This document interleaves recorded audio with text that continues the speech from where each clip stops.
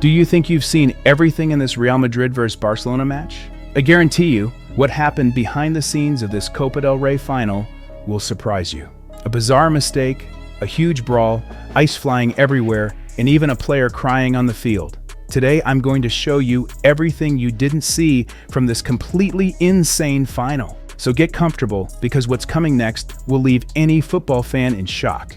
So, if you love football and are a cool person who wants to help, please subscribe to the channel and leave a like. It would really help me a lot. Thank you.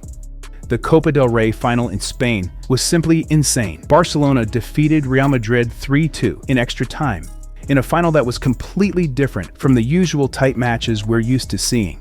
In the first half, Barcelona dominated, 63% possession and 9 shots on goal compared to just 1 from Real Madrid. It seemed like Barcelona was going to run over them, but in the second half, Real Madrid woke up and the game turned into an epic.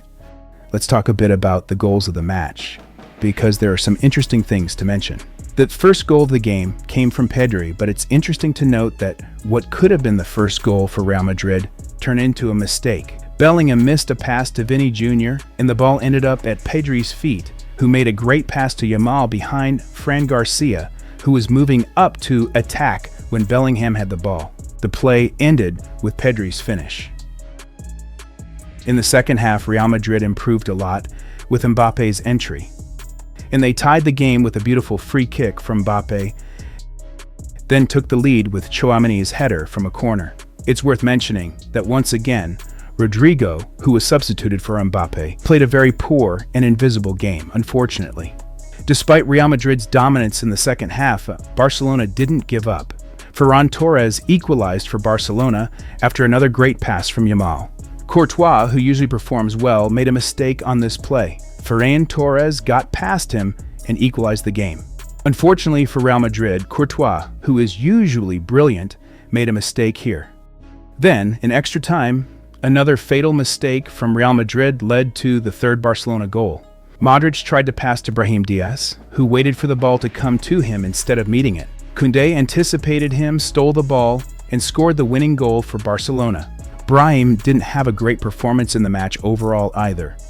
Right after Koundé's goal, and in the final minutes of extra time, the atmosphere on the field simply exploded. It all started with an uncalled foul on Real Madrid, which made the team even more frustrated.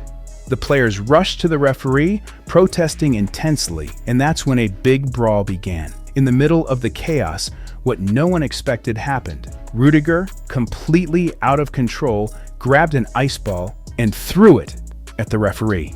The damage was so significant that according to Cope Radio, the referee gave out 3 red cards at once: Rudiger, Lucas Vazquez, and Bellingham. And to make things even worse, even before the final whistle, Rafinha started celebrating on the field, but Valverde didn't like that at all. There was also a scuffle between the Spanish players Gavi and Raúl Asensio. The two exchanged words before the final whistle, and right after the referee blew the whistle, Gavi went straight to Asensio to provoke him. The complaints were massive. Real Madrid protested heavily for uncalled fouls, especially on set pieces. There was also a big discussion about an imaginary foul on Mbappe at the end of the match, which caused a huge confusion and led to Rudiger's expulsion. But let's be honest, the biggest controversy was the non-call for a penalty in the first half during a corner kick involving Ceballos and Cubarsí.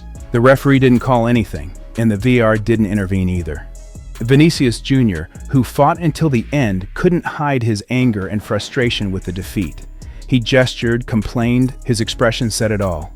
Tchouaméni, who played one of his best matches of the season, looked devastated, unable to believe that all his effort had been in vain. But nothing was more symbolic than Courtois. The Belgian giant, always so calm and imposing, broke down in tears on the field after the final whistle.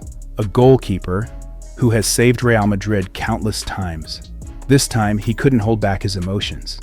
As for Rudiger, it's important to mention that he was playing through injury, far from his best physical condition.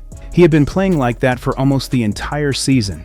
He even got angry with Real Madrid's staff for taking too long to bandage his leg. In the end, physically and emotionally drained, he lost control and threw ice at the referee. Of course, this doesn't justify his behavior, and he could face a big punishment. Despite the sadness that took over Real Madrid, not everything was criticized. Players like Tchouaméni and Valverde were praised by fans and the press for their effort and commitment until the very last second, despite the difficulties. On the other hand, Carlo Ancelotti became the main target of criticism.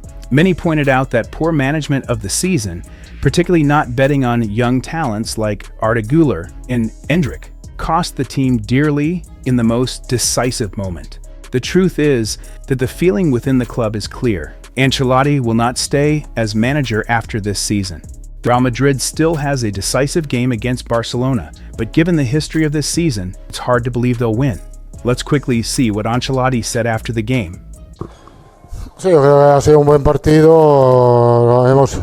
Hemos competido bien, más complicado la primera parte, mucho mejor la segunda.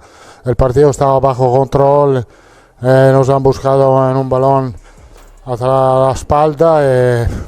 El partido ahí se ha complicado. Creo que el equipo ha competido bien, ha hecho lo que tenía que hacer. Estuvimos muy cerca, pero hay que seguir peleando, luchando. Lo hemos hecho bien esta noche, nada que reprochar al equipo porque todo lo que teníamos lo hemos hecho. Hemos competido muy bien. Creo que si ganábamos nosotros no era un escándalo. Creo que en la segunda parte estuvimos más cerca nosotros que el rival. ¿Un error de Brahim darse la vuelta, girarse y no ir a buscar ese pase de Modric? ¿O cree que el pase se ha quedado con menos fuerza de la que pensaba? Bueno, su cara en el banquillo era la de, bueno, algo ha salido mal. Sí, algo ha salido mal porque era Brahim pensaba que Luca le podía meter el balón a la espalda, le puso un balón raso. Son pequeños detalles que a veces no te costan nada, a veces te costan mucho. Me gustaría que analizara la actuación del árbitro y un poco todo lo que ha pasado al final. Gracias. No quiero hablar del árbitro. No quieres hablar del árbitro, pero sí te quería preguntar por tus jugadores. Ha habido 2 rojas, luego ha habido una tercera. No sé si nos puedes decir a quién si no sé si lo sabes, a quién ha sido la tercera roja. No lo sabe, no. Al final no sabe qué ha pasado. And this final was more than just a defeat. It was a portrait of a team that fought until the end, but also exposed all of its wounds. And now, the future of Real Madrid is a big question mark.